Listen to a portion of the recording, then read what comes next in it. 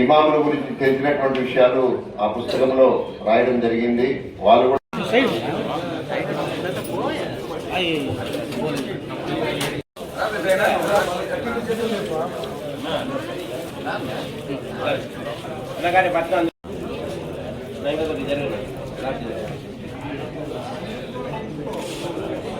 అభివృద్ధి చేయండి వెనుకబడిన ప్రాంతాలని, అభివృద్ధి చేయండి వెనుకబడిన ప్రాంతాలని.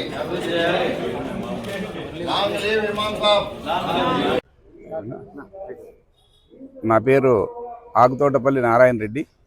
నేను వెనుకబడిన ప్రాంతాల అభివృద్ధి వేదిక ఉభయ జిల్లా అధ్యక్షులుగా పనిచేస్తున్నాను. దాదాపు గత 40 ఏళ్ళుగా నేను రైతు సంఘంలోను, అదేవిధంగా కమ్యూనిస్ట్ పార్టీలోను, కాంగ్రెస్ పార్టీలో రైతు సంఘంలోను ఇట్లా ఈ జిల్లా కోసం, ఈ జిల్లా రైతుల కోసం అనేక పోరాటాలు నడిపినటువంటి ఇది నాది.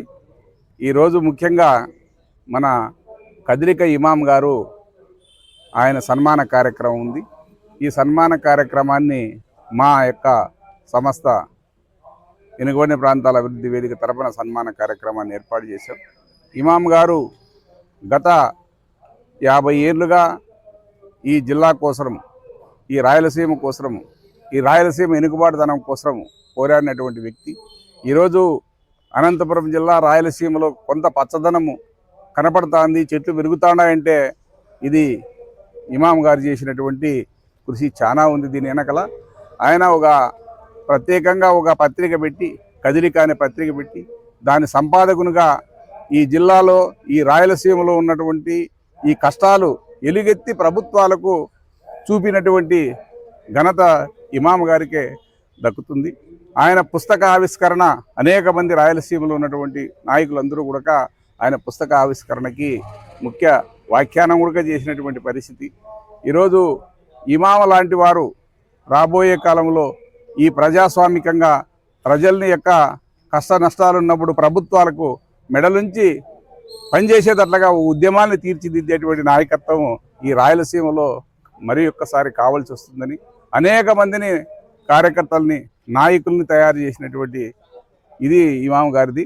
ఈరోజు ఇమాం గారి యొక్క సన్మాన కార్యక్రమం, పుస్తకావిష్కరణ ఎంతో గర్వకారణం ఈ జిల్లాకని చెప్తున్నాము.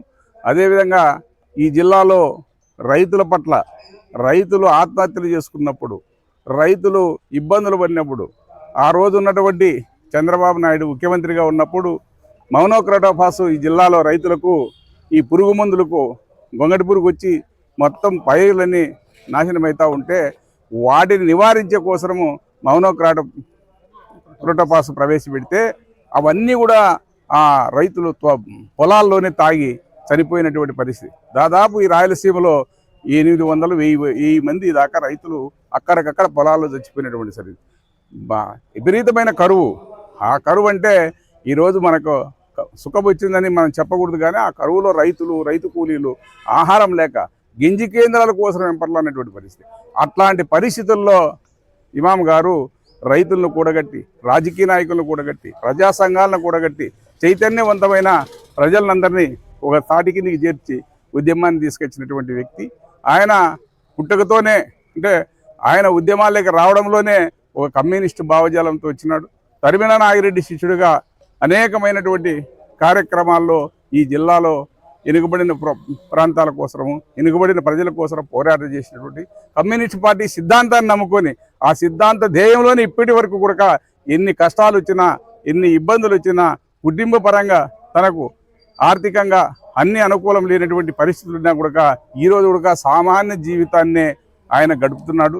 ఆయన పెద్దగా ఈరోజు రాజకీయాల్లో ఇట్లాంటి వాళ్ళు వస్తే ఈ పొద్దు చూస్తున్నాం మనం, కోట్లకు పడగలుగుతున్నారు. ఆయన ఈరోజు కూడా సామాన్య రైతుగా, సామాన్య కుటుంబంలోనే జీవించేటువంటి వ్యక్తి. ఇట్లాంటి వ్యక్తులు సన్మానించడము, రాబోయే కాలంలో ఇట్లా రచయితలు ఈ జిల్లాకు వీళ్ళ యొక్క నాయకత్వాన్ని అనుసరించేటువంటి వాళ్ళు కూడా కావాలని, భవిష్యత్తు తరాలని ముందుకు తీసుకుపోవడానికి రాయలసీమ ప్రాంతంలో ఇప్పుడున్నటువంటి ఈ రాజకీయ, ఈ యొక్క ప్రాంతీయ విధానంతో జాతీయ భావాలు నశించిపోయేటప్పుడు ఇలాంటి వ్యక్తులు ఆదర్శంగా తీసుకొని ముందుకు పోవాలని కోరుతున్నాం.